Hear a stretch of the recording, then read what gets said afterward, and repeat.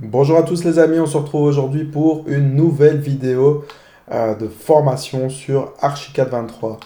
Alors aujourd'hui on va tout simplement voir ensemble l'outil mur. Donc ce que je propose de faire pour commencer cette formation, c'est d'envisager avec vous chacun des outils de dessin. Donc forcément c'est le côté le plus interactif avant de voir tout ce qui est quelque peu plus technique et qui est plus de l'ordre des techniques, des petites astuces de dessin pour gagner en productivité.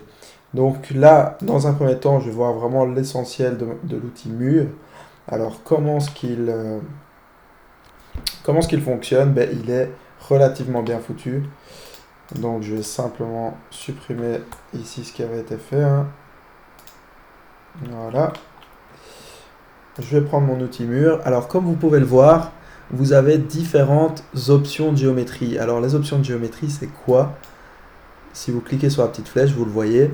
Soit vous pouvez avoir un outil qui vous permet de dessiner un mur linéaire. Donc là, vous allez vraiment dessiner un mur un par un. Vous avez la possibilité d'enchaîner. Donc là, c'est en quelque sorte la possibilité de pouvoir créer un mur segmenté en une traite. La possibilité de générer un rectangle directement. Donc vous partez d'un point et vous avez la possibilité d'aller carrément à l'angle opposé. Ou la possibilité d'aller utiliser, euh, de partir d'un côté du rectangle et de l'étirer. Donc si je commence avec mon premier mur, ben voilà, vous tracez votre mur. Après, vous devez de nouveau cliquer si vous voulez tracer votre autre mur. Comme vous voyez, la jonction, elle ne se fait pas correctement. Pourquoi? Parce que ma ligne de référence est mal placée. Donc là, je fais pomme Z, CTRL Z, et vous pouvez choisir, vous avez la possibilité que votre ligne de référence de dessin, ce soit l'âme de votre mur, donc c'est-à-dire la partie intermédiaire d'une des couches, ça peut être la ligne intérieure ou la ligne extérieure. Moi, ce que je vous conseille, c'est de travailler carrément soit en face extérieure, en centre ou en face intérieure. Mais le plus logique pour moi, c'est de travailler en face extérieure. Et donc simplement de partir comme ceci et de pouvoir très facilement avoir un bon raccord et une belle géométrie, quoi, tout simplement, hein.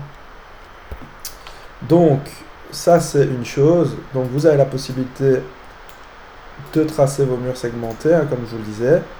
Donc là, encore une fois, la ligne de référence, c'est le mur extérieur, comme vous pouvez le voir. Notez que vous devez double-cliquer lorsque vous voulez arrêter votre dessin.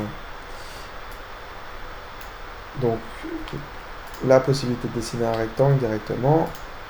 Encore une fois, la ligne de référence, c'est l'extérieur. Mais je vais vous montrer, si vous partez de la face intérieure, comme vous pouvez le voir, c'est mon rectangle intérieur qui est dessiné. Donc par exemple, je peux taper en appuyant sur Tab, je peux mettre mes dimensions. Je mets 2 sur 4. Hop. Et ça correspond vraiment à mes dimensions intérieures.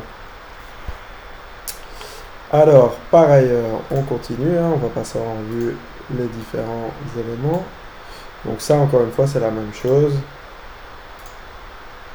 Sauf que comme vous voyez, on part d'un côté qui est fixe, et puis vous avez la possibilité d'étirer votre rectangle. Je vais mettre 4 mètres par exemple, et voilà. Alors ça, c'est une chose. Bien évidemment, vous avez la possibilité aussi de dessiner des murs complexes. Donc là, je supprime tout ça pour pas que ce soit perturbant pour vous. Voilà. Alors, les murs complexes, comment ça marche? Ben, c'est le même principe, hein, sauf que vous partez d'emblée avec une option de géométrie qui va être courbe. Donc, encore une fois, vous avez différentes possibilités, hein, de partir du centre du cercle, de tracer deux points tangents. Enfin voilà, je vais prendre celui de base. Yeps. Et là, comme vous voyez, ah, attendez, je suis pas sur le bon outil. Voilà. Donc, vous partez du centre du cercle et vous pouvez définir son rayon. Donc par exemple, je vais mettre encore une fois mes 4 mètres.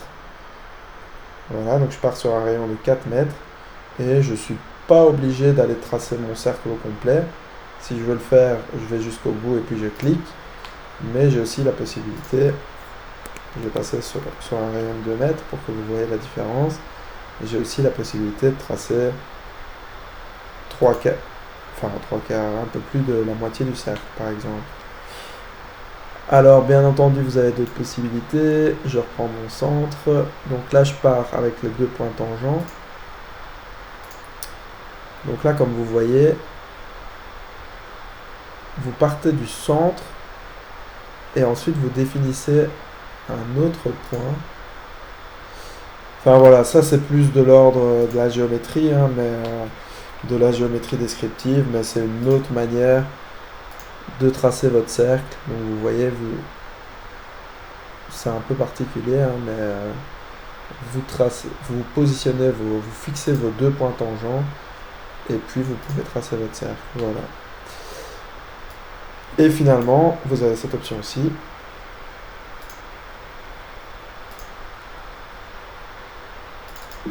Que je n'ai jamais utilisé, je vous avoue, et que je ne comprends pas trop pour le coup.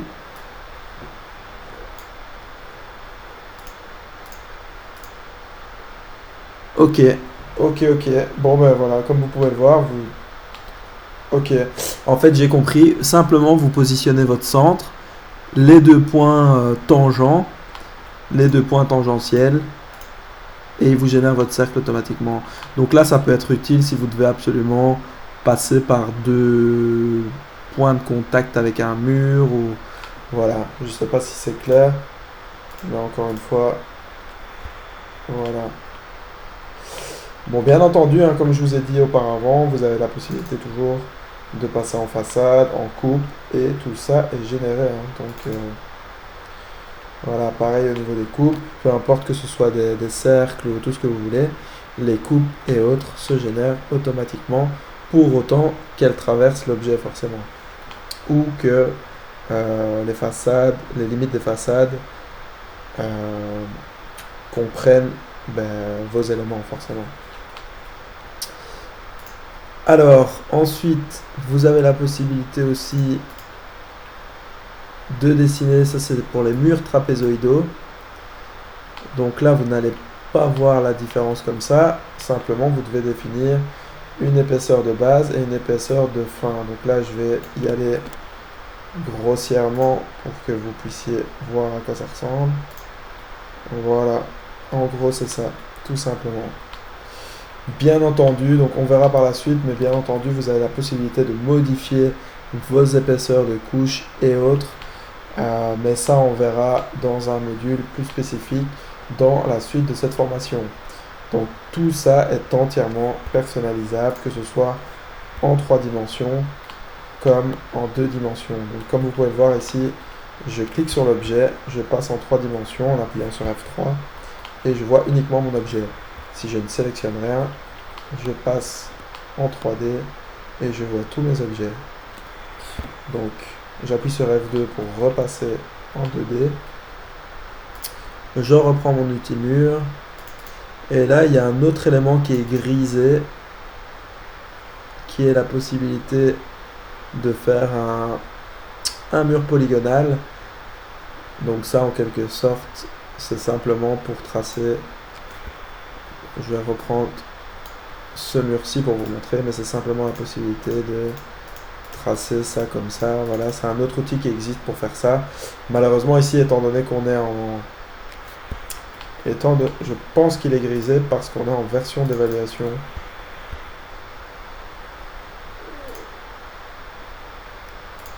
Voilà. Non, il veut pas me le prendre, mais voilà, c'est pas grave. Voilà, bah écoutez, c'est tout pour cette vidéo hein, concernant l'utilisation de l'outil mur hein, pour dessiner des murs. On se retrouve dans une prochaine vidéo dans laquelle on va envisager rapidement l'outil porte qui lui aussi est assez extraordinaire. À bientôt les amis, n'oubliez pas d'appuyer sur la cloche pour ne rien manquer et de vous abonner au passage. Un petit like aussi, ça fait plaisir. Merci à vous.